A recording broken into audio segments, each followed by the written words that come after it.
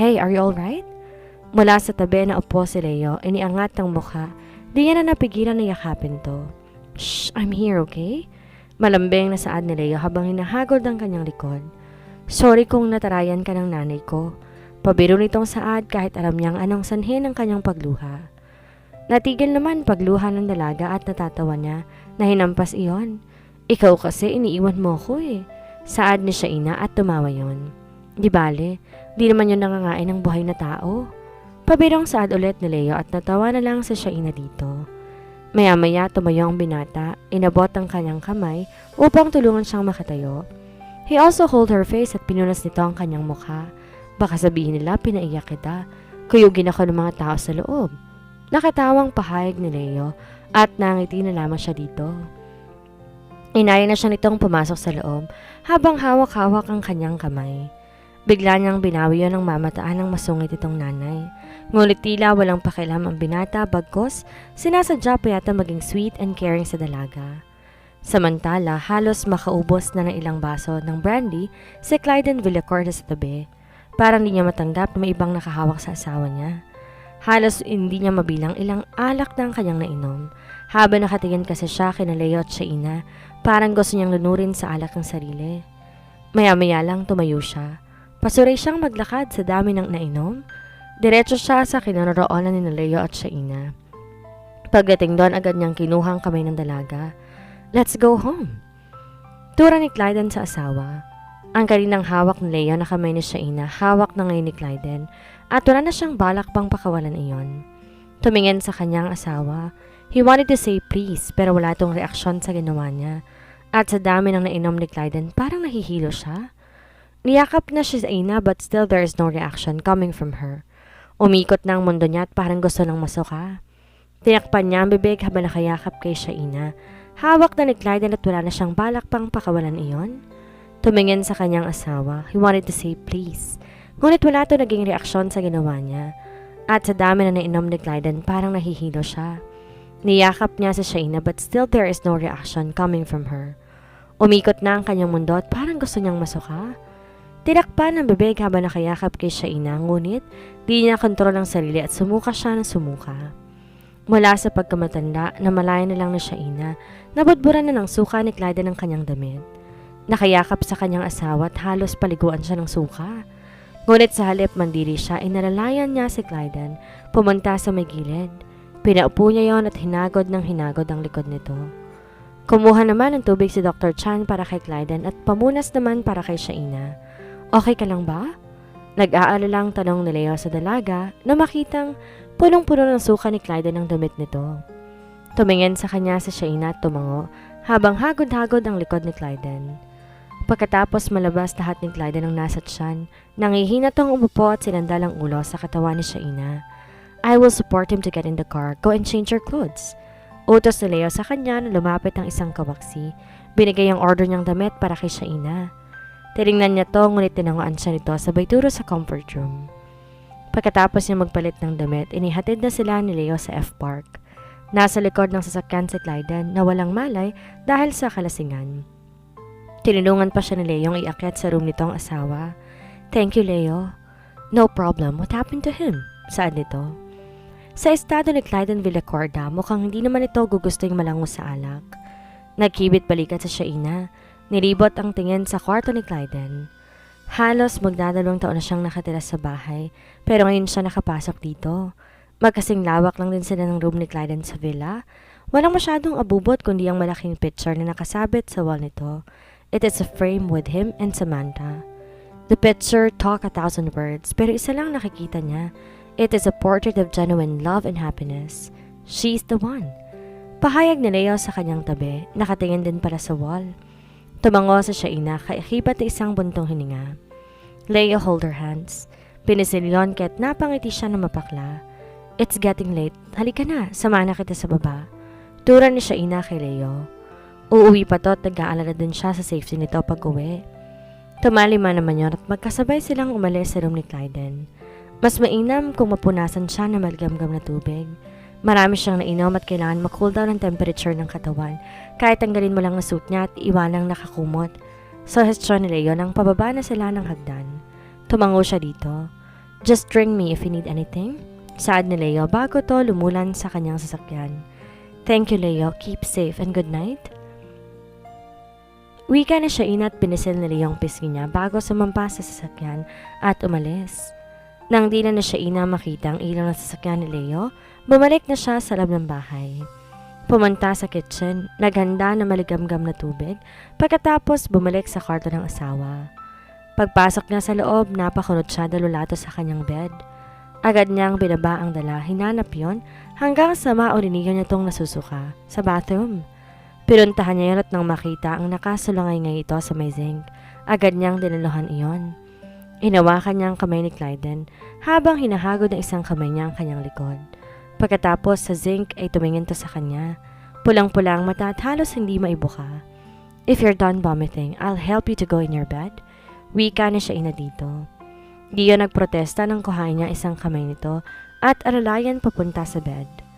Pagdating sa kama, agad tinumba ang sarili at dahil nakaalalay dito, tumamba siya sa katawan nito. Agad siyang napalayo dito takmang tatayo. Nang ipulupot ni Clyden ang kamay sa kanyang bewang, hinila siya payakap sa katawan nito. Pinatong pa ni Clyden ang isang leg sa katawan ni Shaina kung kaya't di na makagalaw ito. Halos di naman huminga sa Shaina mula sa pagkakayakap ni Clyden. Di niya alam kung natatakot siyang magising ito at palayasin siya sa kwarto nito o ayaw ng katawan niyang mapalayo ulit dito. Kahit di maganda ang nangyari sa kanila ng asawa, still he has the warmest cuddle. She missed him, his hug, his breath, and the beat of his heart. Maya-maya lang narinig niya na ang mahinang paghilik nito.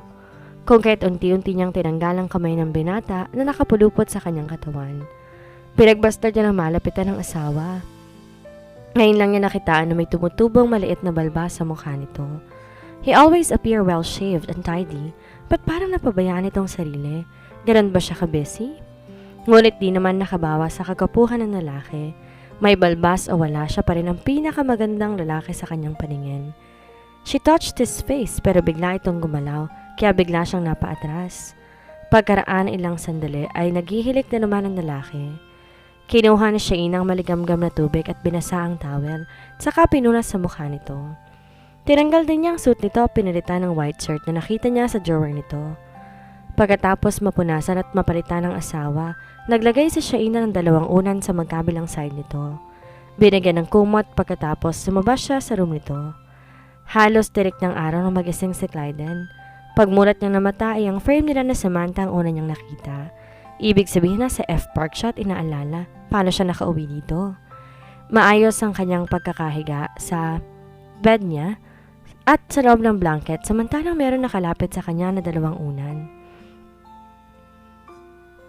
Nang maalalang pinuntahan niya kagabi, bigla siyang napabangon. Ngunit parang siyang nahihilo at nagsimulang sumakit ang kanyang ulo. Halos magpakalunod pala siya sa bahay ng mga tiyan kaya nakakaranas siya ng matinding hangover. Biglang pumasok sa isip niya si Shaina. Nagsusuka siya kagabi at inalalayan siyang makabalik sa bed. Naalala niya pa niyakap nito bago siya ginupo ng matinding antok. Masakit man ang ulo niya, pinilit niyang tumayo. Gusto niyang makita ang asawa. It is so frustrating, waking up not seeing her. Pagbangon niya sa bed, namataan niya sa side table ang naka-tray na tubig, gamot at may kasamang note. Take the pill in case you have hangover. Take care. Don't drink too much next time. Alam ni Clyden sa Shaina nagbigay ng notes. Dali-dali siyang lumabas ng kwarto kahit parang mabibiyak ang ulo. Tinignan niya ito sa room ng asawa ngunit walang bakas ni Shaina na nagsasabing naroon ito. He went downstairs ngunit napakatahimik ng buong bahay. Umalis ba siya? Sunday ngayon at di naman na maalis ganon kaagang asawa para magsimba. Nang di makita sa Shaina lalong sumakit ang kanyang ulo kahit bumalik siya sa room at ininom ang nakahandang gamot sa table. By this time, nasa daan sila Shaina papuntang airport. Ngayon ang alis papuntang Davao para sa 2 linggong convention. Maaga siyang sinundo ni Leo para ihatid sa paliparan. Ito rin nagbigay ng gamot sa kanya na iniwan niyang ititake ni Clyden pag nagkaroon ng hangover pagkagising. KNV has been the most distressed company since the first day of the week. Everybody is the subject and source of irritation of the hot-tempered president. Yung tipong nakangiti kang papasok sa office pero lalabas kang luhaan. Yung kahit typo ng error report, pinapatulan. Ultimo 20 cents na hindi nalagay sa financial report, hindi nakaligtas. Maging coffee na no cream, no sugar, sinabing walang lasa. It is the worst day of K&B simula nang una nilang pumasok sa kumpanya. Nagugulat ang lahat sa biglang attitude ng kanilang presidente. Di magtatagal magkaka-nervous breakdown ng lahat. Pati partners ng kumpanya pahirapan sa pagkuha ng approval and everything sa presidente ng kumpanya. Good morning, sir. At biling bati ni Grace kay Clyden. Ayaw niya sanang pumasok sa office ng boss pero urgent ang concern niya. What? Tura nitong hindi man lang nagangat ng mukha. Sir, remind ko lang po ang schedule niyo sa summit. Tura niya dito. Agad nagangat ng mukha ang boss at nakakunot noo. What summit? Last week niya sinabi na nag-request ang Business Organization Philippines na isa siya sa magiging resource speaker. Umuo pa nga at biglang nalimutan. Sir, di ba nga po, research speaker po kayo sa summit? Mamayang 1 p.m. po ang schedule ninyo? Pahayag niya rito at minugatan niya ito. Why didn't you inform me earlier? Sir, yun nga pong sinasabi ko sa inyo kahapon parang wala po kayo sa mood. Pagpapaliwanag ni Grace. Cancel it, I cannot attend. Saad ni Clyden at biglang naturete ang utak ni Grace. Naku, sir, hindi pwede magagalit sa atin ng organizer. Like I care, Miss Diaz. Tura ni Clyden at pinagpawisan na malapok ang kanyang sekretary. Pero sir, umuo na po tayo. Sa katunayan, tuwang-tuwa po sila na makaka-attend kayo. Ano na lang po ang... Grace. Cancel it, you can go. I don't want disturbances today. Tura ni Clyden at di makapaniwala si Grace sa sinabi nito. Mahalagang attendance ng boss sa summit pero ora-orado naman to nagka-cancel. Ano na lang sasabihin ng mga ito? Siya pa naman nakipag-usap sa mga organizers with his boss' consent. Sir, parang awa niyo na umattend kayo sa summit. Kung pwede lang, buhati niya si Clyden Villacorda para umalis sa kinaupuan nito. Nagtaas ulit ang mukha nun at walang kasing dilemang mukha. Did I tell you to cancel it? Yes sir, pero hindi po pwede. Sa ayaw at sa gusto niyo, umattend kayo doon at magsalita. Konting oras lang hinihingi nila sa iyo kung ano man ang problema niyo. Huwag niyo naman idami ang schedule niyo. Magalit na ako, magalit ang boss niya. After all, araw-araw naman tong galit. Kung gusto niyang mag-cancel, kayo ang tatawag sa organizer. Ines na pahayag ni Grace at pinangunutan niya to ng noo. Ngunit wala siyang pakialam. Masyado ng boss niya at kahit paalisin siya nito sa trabaho. What time is that? Mula sa kunot noo, biglang tura ng boss niya. Natakot yata sa inis niya kaya biglang nag-take back. 1 p.m. Ready na pong ticket? 11 ang schedule base ng flight. Bigla, nabuhay ng si Grace nang tumango iyon. Nagulat siya sa sarili, ngayon lang siya nag-burst ng inis sa boss. Nagpasalamat siyang natauhan yon. Si Clyde naman nahiya sa sarili, tama si Grace. Ano mang problema niya, labas lahat dito. He's been too occupied and distracted lately at iisa lang makapagbibigay ng solusyon. Walang iba kundi si Shaina who has been out of his sight since that night. Sakto, 11:45, makakalapag sa International Davao Airport ang sinasakay ni Clyden. Pagkalabas, may sumundo agad na organizer sa nasabing summit. Sa hotel kung saan ginagamat ang sanip, sila tumuloy. Pagpasok sa hotel, napansin niyang napakaraming function hall, kabilaan ng ginaganap na seminars, summit and conventions. Pagtingin sa isang function hall, natigil siya sa nakabukas sa pinto. Maraming mga attendees pero nakapagpatigil sa kanya ang speaker sa harap. Her voice, her movements, and her presence make his world stop. His heart is beating so fast, and excitement runs throughout his body. Sir, dito po tayo sa kabila. Tura ng kasama niyang organizer, tunuro ang kabilang door. Tumango siya at binigyan ng isa pang sulyapang sa harapan ng room. Bigla siyang napangiti. Buti na lang pala napagalitan siya ni Grace para tumuloy sa summit. Sa isiping nasa kabilang room ang hanap ng kanyang puso, naging inspirasyon yon para makapagbigay ng magandang output sa harap ng mga newbies sa business. Si Shaina naman napahinto saglit habang nagpe-present sapagkat may biglang dumaang pamilyar na amoy sa kanyang ilong. Pero agad nagpatuloy na may isip na hindi isang tao ang gumagamit na isang klase ng pabango. Kasalukuyan siyang nasa convention at schedule ng company nilang i-present ang tungkol sa business. It's been a week na nasa convention siya at di siya makapaniwala. Biglang pumasok sa isip niya si Clyden at sa oras pa ng presentation niya. Pagkatapos niya sa harap, ginala niya ang mata, tila may hinahanap. Ngunit nang malibot ang mata sa buong function room, nailing lamang siyang naupo sa upuan. Pagdating ng hapon, sa venue sila kumain for early dinner bago magsibalikan sa kanilang mga hotel room. Buffet style ang dinner at bahala ng mga participants kumuha ano ang gusto nilang pagkain.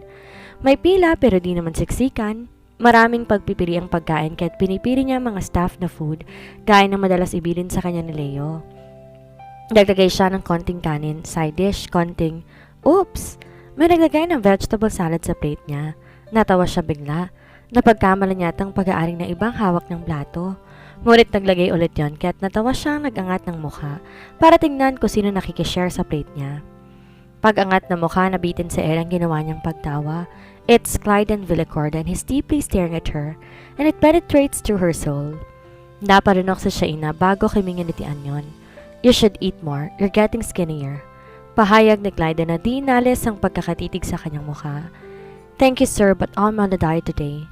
Tura na Shaina bago nagbow dito, tinungo ang kanyang upuan. Nagririgodon na naman ang napakaraming daga sa kanyang puso. Narinig niya ang napakalakas sa tibok noon. She did not see him for a week but her heart is still longing for him. Ngunit muling aasamin niya ulit ito. He has Samantha and they're back to each other again. Sa isipin niyon, bumigat ang dibdib niya. Di pa siya nakarecover totally at ramdam niyang sakit. Pagdating na Shaina sa table, agad niyang kinuha ang gamit. Nawalan siya ng appetite kaya't nilagay na lang niya sa tabi ang kinuhang pagkain. Lumabas na sa function hall. Kailangan niya ng hangin at ng malaking space, yung di niya mararamdaman ang presensya ni Clyden. Naglakad siya palayo sa room ngunit pagdating niya sa sanga-sanga intersection ng hallway, may huminto sa di kalayuan at pagkatapos ngumiti sa kanya. Is that Ezekiel Eduardo? Hello, Mrs. Villacorda. Nice to see you here. Di siya pamilyar sa tawag nito sa kanya pero nginitian niya ito.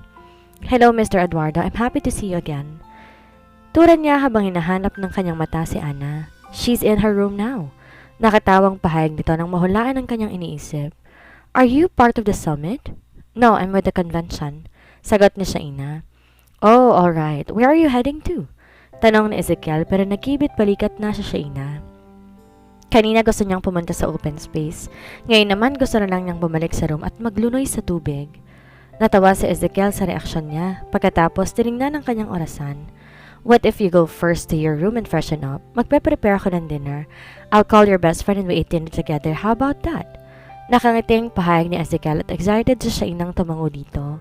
Namiss niya si Ana. Ganon din ang kaharap. Sure, I love that. Nakangiti niyang pahayag. Tamawa si Ezekiel bago siya itaboy papunta sa kanyang kwarto. Kinawayan pa niya to bago tumalikod at nagmamadaling tinungo ang kanyang room. Pagpasok na Shaina sa kanyang room, agad siyang naglunoy sa tubig. Kahit kasi malamig sa convention room, iba pa rin ang pakiramdam pag nasa tubig. Pagkatapos niya may tumawag ang resto sa hotel at in-inform na ready na ang pinareserve ni Mr. Eduardo. Nagpasalamat siya dito at pagkatapos dali-daling nagbihis. Isang simpleng white Korean dress ang kanyang sinuot. Pinaresa ng doll shoes na may malaking ribbon sa harapan. Nilugay ang hanggang balikat na buhok, naglagay ng konting lip tint at konting pressed powder. Nagusik din siya ng kanyang favorite na pabango bago lumabas sa room at tumiretso sa VIP resto ng hotel. Pagbungad pa lang ni Shaina sa pintuan, kumaway na sa kanya si Ana. Siya pa lang ang naroon at nagtataka siya kung nasaan si Ezekiel Eduardo. At dito na po nagtatapos ang kabanata ng ating kwento. Sana muli niyo po akong samahan sa mga susunod pang kabanata. Maraming salamat po. Ingat po tayong lahat.